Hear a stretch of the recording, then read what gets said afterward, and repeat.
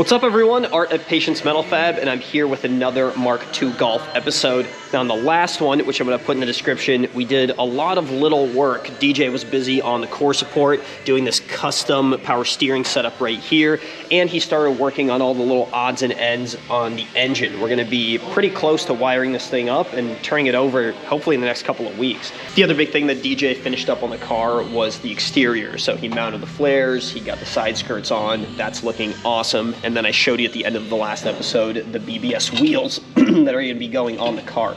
Now these still need to be polished and powdered, and we do need to weld them. So Ben's got them over at his table. He's going to be welding the barrels together. While he's doing that, Andrew is popping into the inside of the car. You can see he started laying out some of the wiring. We're going to be doing a mil-spec wiring harness on this. It's going to be super minimal, really tucked and looking really good. So I'll get Gary out after Ben is done welding, and he can give us a breakdown on the next steps for the wiring on this car.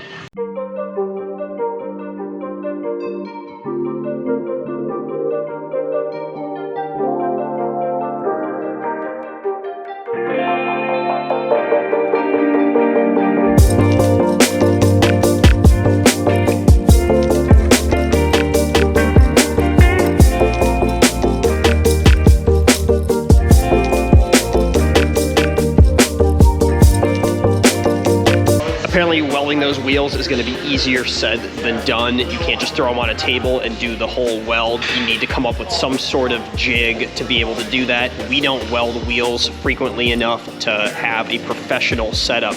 So these guys are trying to come up with something that could work just to get those four wheels done.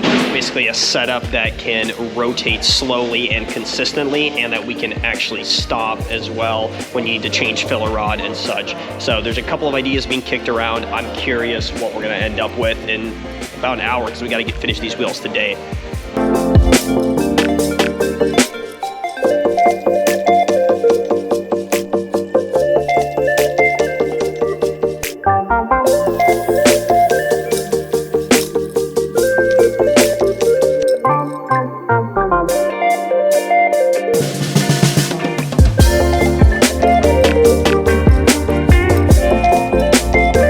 Well, I want to show you what these guys came up with. It's a little rudimentary, but that's really all we need. It's essentially a custom hub setup that spins, and then we've got a track with just a standard drill, and we can kind of modulate power on that, keep it consistent, and it's going to be run by a serpentine belt. So this isn't something we would do if we were doing dozens of these wheels a week. We would get a legitimate setup, but once every 6 months, this will do just fine.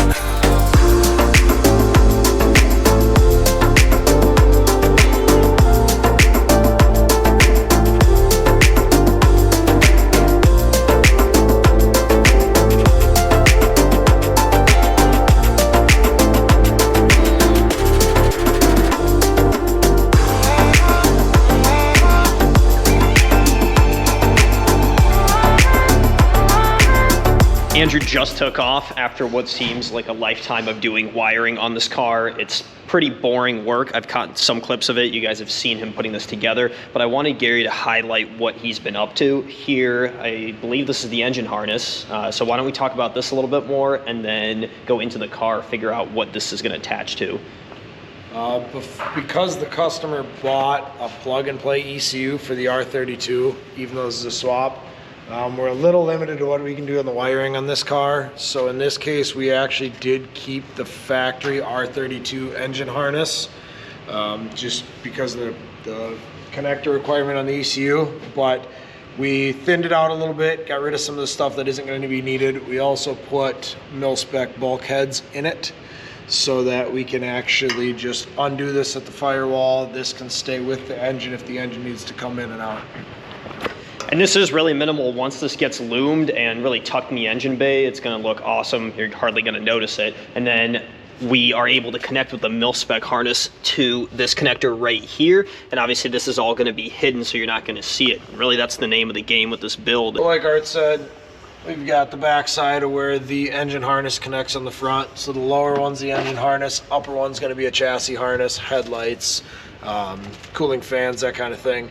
A lot of that stuff ties into the actual AIM PDM unit. It's what we use as like a central module to run everything in this car. It speaks CAN to the ECU Masters module so that we can control things like the fans through the PDM instead of having to use a trigger off of the ECU itself. We did keep the rear portion of the factory harness intact in this car as well. Again, you know, some cars you build an entirely new harness, some cars it just doesn't make sense to have the labor into it. So we were able to utilize the tail lights, brake lights, everything in the back, and then just add our fuel pump and sending unit wiring to that. If you follow a lot of our builds, you'll see that we use these AIM units quite a bit. There's a lot of PDMs on the market. Some are starting to really get close to what AIM's got, but the nice thing about that unit in particular is that you got 32 channels. It's got 4 high amperage outputs, over 30 amps. It's got high, mid, and lows, so 10, 15, 20s. Just the sheer number alone, 32 channels. There's like no other PDM out there that's got that number, that many channels. The programmable logic in it's really nice. Got a lot of options, input-output correlation. And in the case that we use them in the race cars, it's got a lot of data logging, memory, and capabilities as well. One of the best things about a AIM unit like that is it gets rid of a ton of the mechanical components of the car in favor of solid state capabilities. So the amount of programming we could do with that one little unit is pretty much endless. And it gets rid of all the bulky components of the car that we don't want in a build like this. Because it's going to be a kind of race car and a show car build, as minimal as possible, as I mentioned, is going to be the name of the game with this thing. So next steps are to finish some of that wiring. We're not going to loom it quite yet. We're just going to get to a point where we could start the car up, go drive it before all of the snowfall here in Minnesota in the next couple of weeks, and shake the thing down before we get it back in here and start tearing stuff apart. That's a major step in getting this car to where we need it to be before the beginning of next season. I think I'll wrap up this episode, but I am gonna put in some footage of DJ working on cutting out the wheel wells behind these flares to accommodate for the big wheels. It was a really cool little, about 2-hour session that he did, basically cutting and then hammering and welding it all back into place to allow for that clearance. So enjoy that, make sure to subscribe to our page, and we'll see you in the next episode.